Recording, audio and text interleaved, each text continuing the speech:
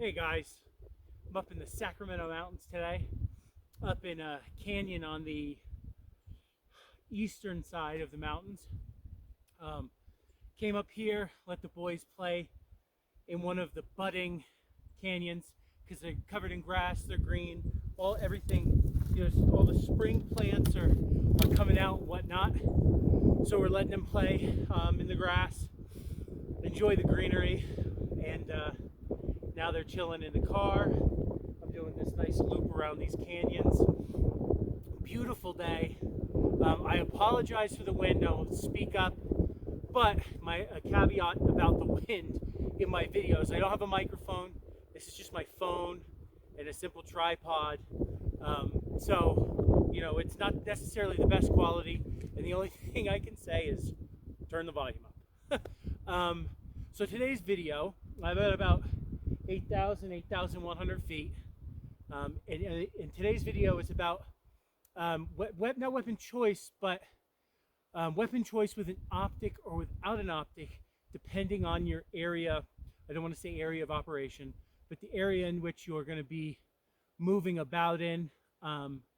If it's going to change a lot, or if it's pretty consistent, constant, those kind of things. So that's what today's video is about. But first, the sponsors of today's video are Nautilus Ammunitions and Brownells. Use code BUSH10 on your next order of American-made ammunition by Nautilus Ammunitions, and use code BOP10 on your next order of firearms, accessories, gear, etc. from Brownells. Let them know Bushplight sent you. All right, thank you guys for watching. All right, so today's video it's about the weapon choice and the optic for your weapon in the environment you're in. In my observations, a gear consideration observation is the types of optics and weapon in the specific environment you're in. So here in the Sacramentos, you can see behind me, this is a more shallow portion of a canyon. I'm higher up. They obviously drop down and clear up. Because I'm at about 8,200 feet, and the bottom of the canyon's at about 8,000, so 200 feet up.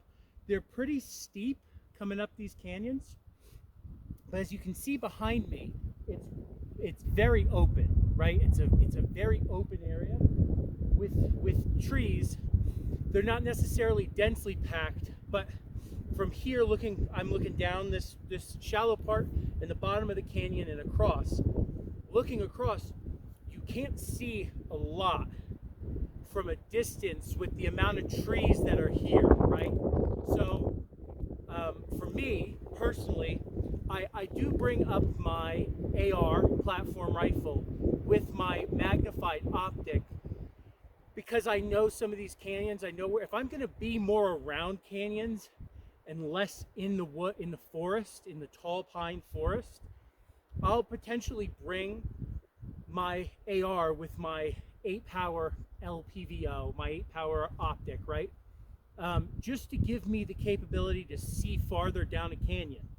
Now, the reason I brought my AK iron sights today is because I knew I was going to be in the woods, and about the farthest I can see is across the canyon, and there's just a couple openings in the trees that you can see, but you can't see through the trees. So even if there was an element moving through those trees over there, you wouldn't necessarily be able to see them, let alone engage them, right? You're not just going to blindly fire into some trees if you can't positively identify friend or foe, right?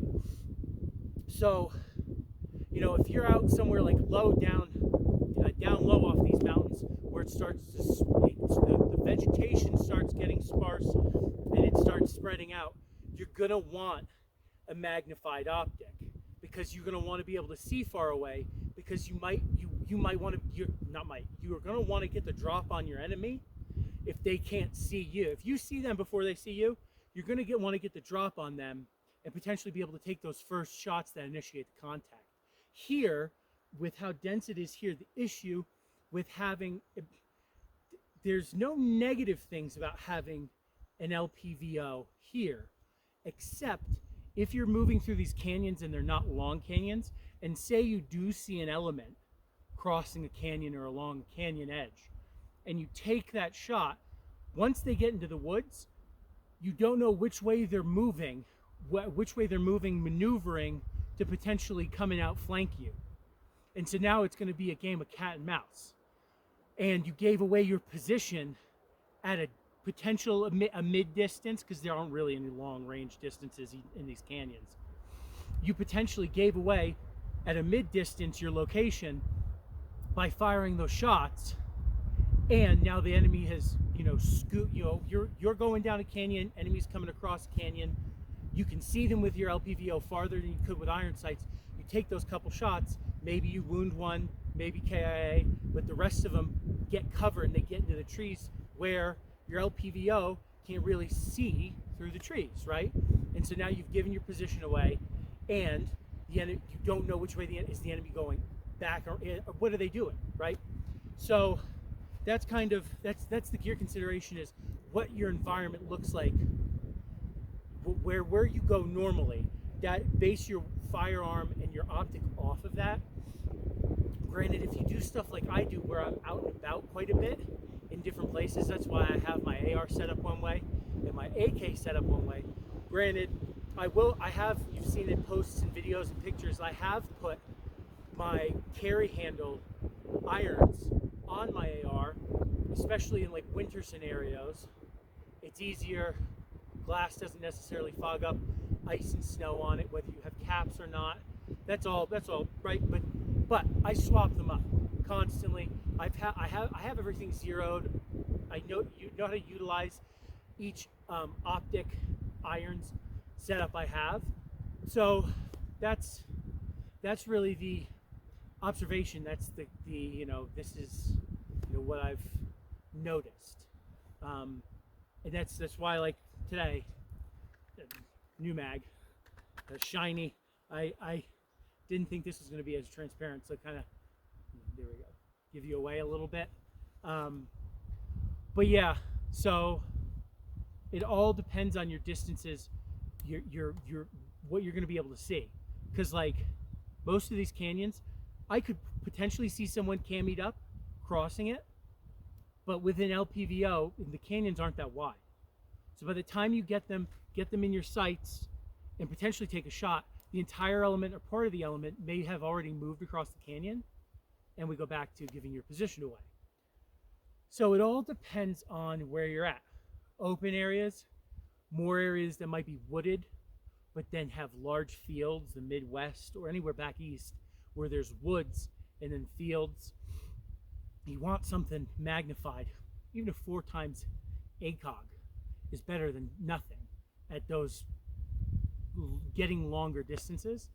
Up here, 6 power and 8 power isn't the worst. It's not necessarily ideal. You just don't need it. If that makes sense. And yes, it's better to have it than not need it. But if it becomes a hindrance, it may not be necessary to have it on your rifle. That's why I have an iron sight set up for coming up here. So there you go. So that's just my quick little gear observation for your different areas your different areas, environments you may be going into and whatnot. So there you go. Hope you guys found that informative, not too rambly, and you guys have a good one.